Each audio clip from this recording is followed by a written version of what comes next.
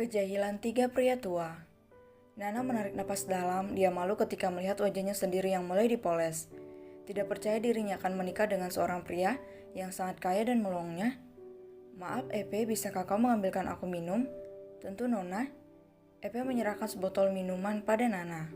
Marilyn yang ada di sana menggeleng. "Nona, Anda akan sering ke kamar mandi, berhenti minum. Kau sudah menghabiskan 5 botol?" Tanpa ragu, Marilyn merebutnya dan melemparnya. Dia juga memberikan tatapan tajam pada Epe agar tidak lagi memberikan hal itu pada Nana. "Jangan minum lagi." "Baiklah." Nana menurut saat dirinya sadar memang sudah minum cukup banyak. "Sekarang pakailah gaunnya," perintah Marilyn. Dia memberi isyarat pada anak buahnya untuk membawa Nana berganti pakaian. Dan cukup lama untuk melakukan itu. Marilyn bahkan berkali-kali menatap jam di tangannya. "Apa Tuan Sebastian sudah siap?" tanya Marilyn pada Epe. Sebentar lagi, dia akan mengirim kode. Dan beberapa menit setelah itu Nana keluar dengan memakai gaun putih, wajahnya seputih salju ditambah rambut hitam dan riasan yang flawless. Nana terlihat seperti ratu dari dunia es. Marilyn bahkan terpesona. Astaga, tapi rasa pesona semua orang yang ada di ruangan itu hilang saat pintu tiba-tiba terbuka. "Wah, ibu lihat Nana. Pantas saja dia mau, suaminya kaya." Ya ampun, benar. Itu adalah ibu dan saudara tirinya. Tidak lama setelah David masuk, terdengar sebuah suara ketukan. Belum juga Sebastian menjawab, pintu lebih dulu terbuka, memperlihatkan Luke yang tersenyum di sana. "Woho, ini dia pangeran kegelapan dari Swiss." Ejekan Sebastian membuat David tertawa. Dia bahkan menambahkan, "Mumi dari Swiss." "Oh, sit up." Gelak tawa dari David dan Sebastian membuat Luke menghembuskan napasnya kesal. Dia duduk di samping David dengan wajah yang terlihat kusam. Lelah, bahkan rambutnya sudah panjang, membuat Luke terlihat lebih tua dari David dan Sebastian. Begitu pula dengan rambut di sekitar dagunya. "Luke, kau baru saja keluar dari penjara? Atau kau kehilangan pisau cukur?" tanya David. "Diamlah." Sebastian menggeleng heran. "Kau benar-benar kacau. Ada apa dengan Medina?" "Kalian tidak tahu perdebatan yang aku lewatkan untuk sampai di sini." "Dia ikut ke sini?" tanya Sebastian yang tidak mengalihkan tatapannya dari cermin. "Tentu saja tidak. Dia berambisi mengambil alih agensi model. Dia punya lawan yang sengit. Seorang yang tidak lain mantan sahabatnya." Jelas Luke yang mengusap dahinya merasa lelah. "Apa kau tahu, aku pikir sebaiknya kau berganti pasangan," saran David. Sebastian mengangguk setuju. "Ya, aku." Brak. Suara pintu terbuka secara tiba-tiba memperlihatkan Lucille di sana. Sontak saja ia membuat Luke dan David terkejut, khususnya Sebastian. "Kenapa ada mak lampir di sini?"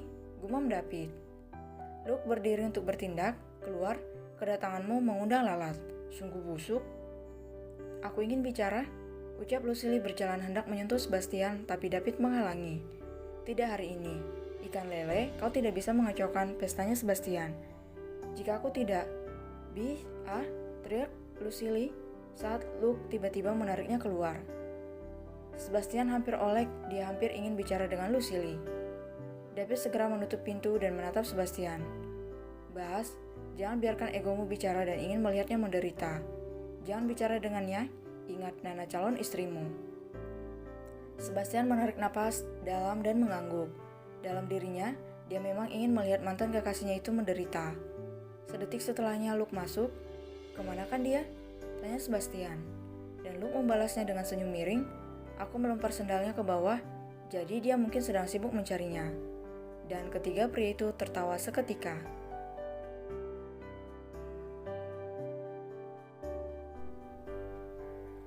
Panggilan baru. Karena sudah selesai dan tinggal menunggu isyarat dari Hans, Epe membiarkan majikannya berbicara dengan ibu dan kakak tirinya. Epe mengawasi, begitu pula dengan Marilyn yang takut make up ataupun gaun Nana berantakan. Mereka berdua mengawasi dari ruangan lain yang hanya terhalang sekat. Marilyn berbisik pada Epe, "Apa dia wanita ular?" "Entahlah." "Hai, ayolah, aku melihatmu terus memperhatikannya.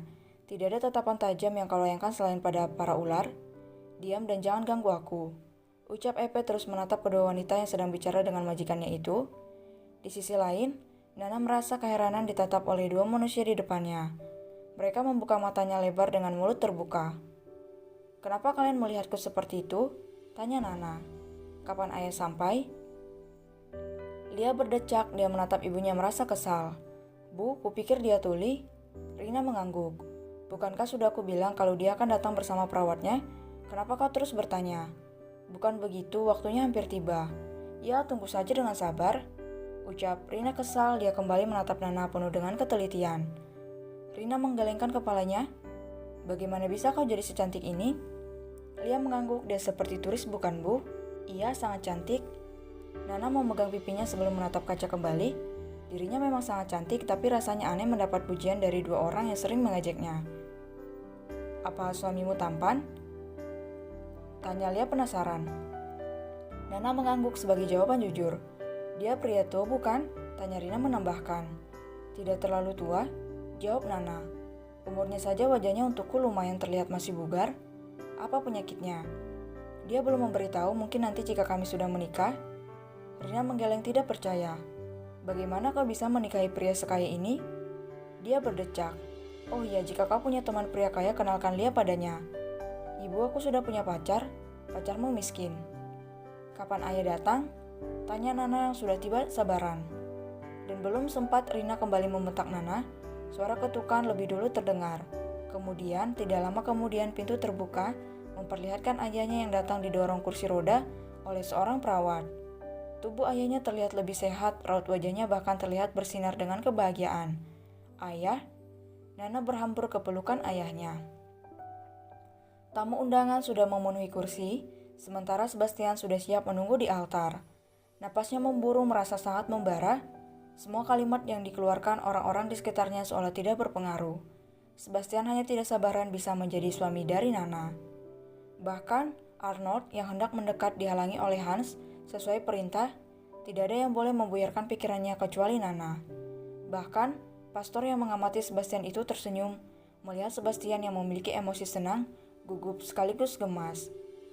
Hingga saatnya ketika pemandu acara mengatakan kalau pengantin wanita akan memasuki altar, para tamu segera berdiri ketika pintu terbuka, dan Sebastian menegang seketika melihat wanita pujaannya ada di sana didampingi oleh ayahnya yang terlihat lebih sehat dari sebelumnya. Dan Sebastian masih ingat bagaimana dirinya mendapat restu langsung dari ayah mertuanya, apalagi ayah mertuanya menyukainya dan memintanya berjanji akan menjaga Nana. Ketika sampai di altar, tangan Nana diserahkan kepada Bastian. Tidak lupa ayahnya berkata, "Jaga putri saya." Sebelum akhirnya kembali ke barisan tamu meninggalkan Nana dengan Sebastian dan pastor. Sebagai jawabannya, Sebastian mengangguk penuh keyakinan. Khotbah yang diucapkan pastor membuat Sebastian semakin tegang, apalagi sampai akhirnya dia harus mengucapkan janji suci. Sebastian mengatakannya dengan lancar dan saat giliran Nana dia sedikit gugup, membuat Sebastian tersenyum.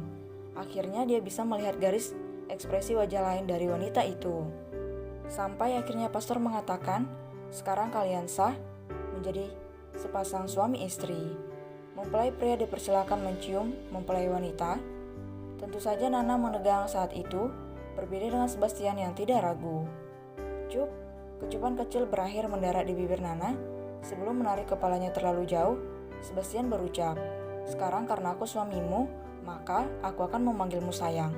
Oke? Oke?"